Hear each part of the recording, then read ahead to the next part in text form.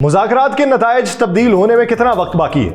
2 तारीख को मुज़ाकराती टीम का हजम किस हद तक बढ़ेगा और फिर रफ्ता रफ्ता ये किस हद तक कम होता रहेगा? मुज़ाकरात के पीछे वो जो खुफिया मुज़ाकरात की बातें हैं जिसको मैं अपने गुज़श्ता व्लॉग के अंदर तज़किरा कर चुका हूं, उसके नतीजे क्या निकलेंगे? ऑफर अगर रिजेक्ट की गई है तो किन ऑफर्स के ऊपर काबिल कबूल इकदामात उठाए जाएंगे? मुज़ाकराती टीम की हैयत तब्दील करने के पीछे वो जो टेबल के ऊपर डिमांड रखी जाएगी जिसे चार्टर ऑफ डिमांड करार दिया जा रहा है, वो चार्टर ऑफ डिमांड में कितने निकात ऐसे हैं जिसे उड़ा दिया जाएगा? हुकूमत वक्त में कितने लोग ऐसे मौजूद हैं जो मुज़ाकरात के अमल को सबूताज करना चाहते हैं? अपोजिशन इस पूरे अमल को किस निगाह से देखती है? आप सब पर सलामती हो, मैं यासिर रशीद हूं और आप देख रहे हैं 92 डिजिटल।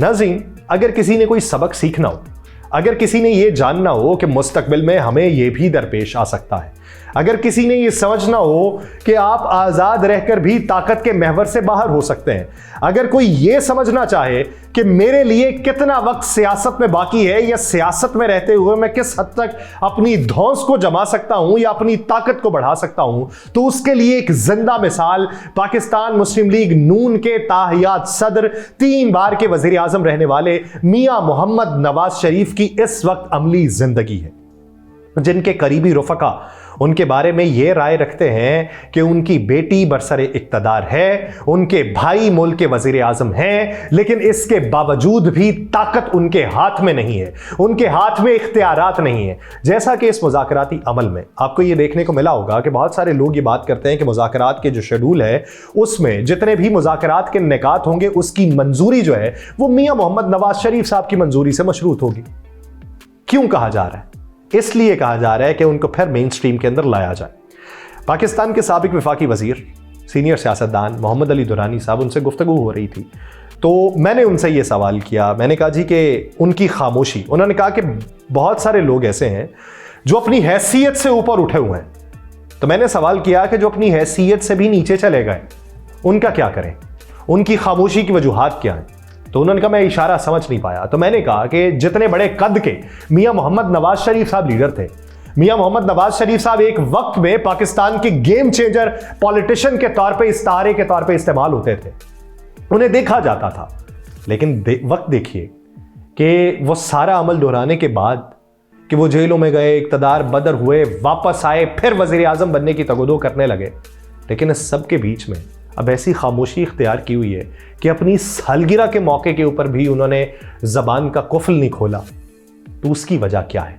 अगर कोई ये समझ ले, ये सोच ले कि कल को मैं भी नवाज शरीफ हो सकता हूं, यानी आज जो बरसर इक़्तिदार हैं, आज जो बोलने वाले हैं, चाहे उनके करीबी लोग ही क्यों ना हो, ये ख्वाजा आसिफ साहब, ये तलाल चौधरी साहब, ये जावेद लतीफ़ साहब, ये अता तारड़ साहब, ये इस तरह बोलने वाले जो अभी इस पूरे अमल के बारे में बोलते हैं या अपने मुखालिफिन के बारे में बोलते हैं, अगर ये सोच लें कि अगर कोई ऐसा दिन आया कि जिस दिन आप अपने कदकाठ के लीडर नाम के तौर पे तो होंगे, आपके करीबी लोगों की हुक्मरानी तो होगी, लेकिन आपके पास कोई इस्तात और ताकत मौजूद नहीं होगी, वो शख्स जो 1985 से लेके वजीर ख़जाना बनना, फिर वजीर आला बनना, फिर वजीर आज़म बनना, फिर इक़्तिदार बदर होना, फिर वापस आना, फिर वजीर आज़म बनना, फिर इक़्तिदार बदर होना, फिर वजीर आज़म बनना, फिर इक़्तिदार बदर होना, फिर जेल में जाना, फिर जिला वतनी की ज़िंदगी गुजारना, फिर वापस आना,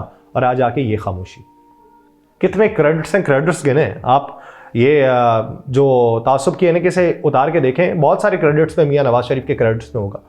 वहाँ पे ये भी चीज़ें हैं कि मुखालिफिन को दबाने का क्रेडिट भी उनके ऊपर है कि उन्होंने एक वक्त में मुखालिफिन को भी सारा दबा के रखा था और मीडिया को भी दबा के रखा था। लेकिन इस सब के बावजूद अगर आज ये बैठ के सोच लें कि कल को हम मियां नवाज शरीफ हो सकते हैं, कल को ये ताकत जो है हमारे किसी काम नहीं आएगी, ये रवाबित हमारे किसी काम नहीं आएंगे, ये सिफारती महाज पे अपनी ज़ाती दोस्तियाँ किसी काम नहीं आएंगी, तो अगर आज ये सारे सोच रहे हो तो हो सकता है पूरा मंजरनामा ही तब्दील होकर रह जाए। मोहम्मद अली दुरानी साहब के नज़दीक अगर मियां नवाज शरीफ साहब जो हैं वो जाके अडयाला के अंदर मुलाकात कर लें इमरान खान से, वो कहें शहबाज शरीफ को कि मैं मुलाकात करना चाहता हूं, और वो जाके मुलाकात कर लें, तो उन्होंने कहा उसकी सियासत कहां जाएगी? तो मैंने जवाबन उनको ये कहा, मैंने कहा जी 200x का बूस्ट लग जाएगा उनकी सियासत को। लेकिन ये सोचने समझने की बात है। اب موجودہ منظرنامے میں آپ یہ دیکھیے کہ بین الاقوامی سطح پہ کیا ہو رہا ہے. جرمنی کے صدر جو ہیں انہوں نے پارلیمنٹ کو تحلیل کر دیا ہے. 24 فروری کو وہاں پہ الیکشن ہو رہے ہیں. کیا وہاں کے حالات ہمارے جیسے تھے یا ایسے حالات تھے؟ کوریا میں دوسری بار جو ہے وہ انہوں نے اپنا سربراہ چینج کر لیا. انہیں ان کے اوپر بھروسہ ہی نہیں آ رہا. بین الاقوامی سطح پہ برازیل والا معاملہ آپ کے سامنے ہے, سری لنکا والا معاملہ آپ کے سامنے ہے, بنگلہ دیش والا معاملہ آپ کے سامنے ہے, شام کی حکومت آپ کے سامنے ہے. ٹھیک ہے ہم نہیں ان سب ممالک کے ساتھ اپنے آپ کو ملا سکتے, لیکن ہم یہ تو دیکھیے کہ بین الاقوامی سطح پہ ہلچلیں تو بہت بڑھ رہی ہیں. تو ہمیں بھی تو کوئی ایسی ہلچل بنانی ہے کہ جس پہ ہم اپنی راہ کو مضبوط کر سکیں, ہم رستے کو چھوڑ کے راستہ اپنا سکیں.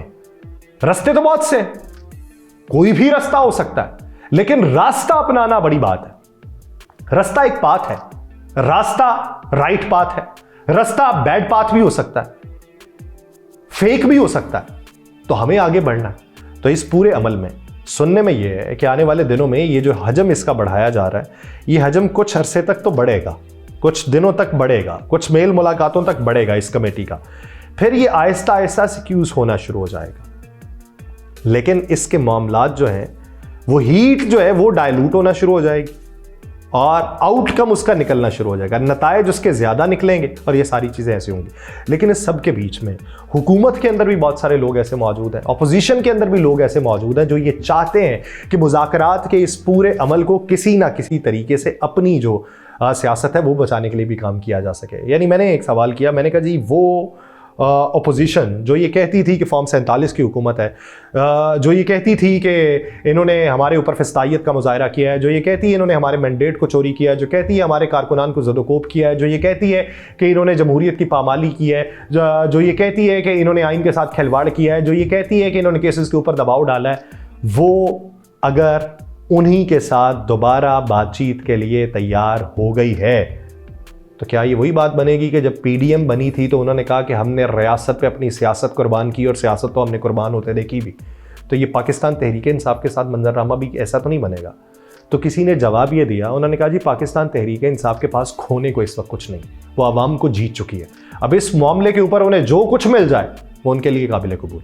حکومت کو اپنا دیکھنا ہے کہ حکومت کو کس سطح تک جا کے مذاکرات کرنا ہے. تو سننے میں یہ ہے کہ کہیں نہ کہیں سے یہ پیغامات پہنچے ہیں کہ اس کو ڈائلوٹ کریں. ٹھیک ہے ہلکی پھلکی نوک جھوک رکھنی ہے تو رکھیں, لیکن ایسی نہ رکھیں کہ پھر یہی ہو کہ مجبوراً ہونتے آئے ہو, ہونتے مذاکرات کیتے نہیں نا پھر, یعنی اس سطح تک نہ لے کے جائیں, اس کو تبدیل کریں. تو دیکھیے اس کا آؤٹ کم کیا نکلتا ہے. سننے میں یہ ہے مولانا فضل الرحمان صاحب بھی حصہ بنیں گے اس کا, محمود خان اچکزئی صاحب بھی بنیں گے, A N P B N P وہ سارے اس کے اندر موجود ہوں گے, جماعت اسلامی کو بھی ساتھ میں موجود اس کے اندر موجودگی اس کی ظاہر کی جا سکتی ہے. لیکن یہ جس دن یہ سارے عمل میں مولانا فضل الرحمان, آصف زرداری, شہباز شریف, نواز شریف یا پی ٹی آئی کی طرف سے عمران خان نہ صحیح فرسٹ ایئر لیڈرشپ میں سے کوئی اور ساتھ بیٹھ گیا, اس دن معاملات حل ہو جائیں گے. لیکن اس کے لیے دیکھیے کہ وہ جو فیصلے رکے ہوئے ہیں وہ کب تک رکے رہتے ہیں. جس دن اس فیصلے کی تاریخ اور اس کی سماعت کا آغاز ہو گیا نا, آپ نتائج دیکھ لیجیے گا, تبدیل ہونا شروع ہو جائیں گے. مجھے دیجیے اجازت, اللہ نگہبان.